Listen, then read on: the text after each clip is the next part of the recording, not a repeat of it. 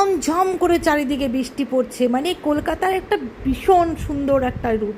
কিন্তু একটাই বাজে দিক, ওয়াটার লগিং। এটা নিউ টাউনে ম্যাক্সিমাম ওয়াটার লগড হয়ে যায়। কিন্তু এই ওয়েদারটা এরকম জন্য আমি একটু চপ অর্ডার দিয়ে দিলাম আজকে, মানে ভীষণ চপ খেতে ইচ্ছা করছিল।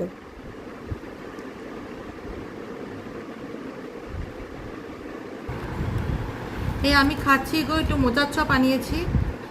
এত বাইরে ওয়েদারটা এত ভালো, ভীষণ চপচপ করছে মনটা, তো মিত্র কাফের থেকে আনিয়েছে।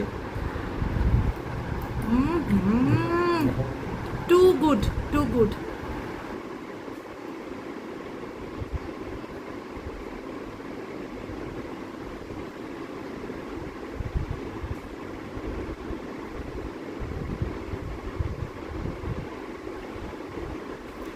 পরোটাটা বানিয়েছি, আটা দিইনি, পুরো ময়দা দিয়েছি, অল্প একটু সুজি দিয়ে পরোটাটা বানিয়ে দিয়েছিলাম। আর হিং দিয়ে সাদা আলুর তরকারি করে দিয়েছি, বাচ্চারা খেলো। আর ওয়েদারটা যে কি অবস্থা এখন, মানে বৃষ্টিটা এখনও ধরেনি।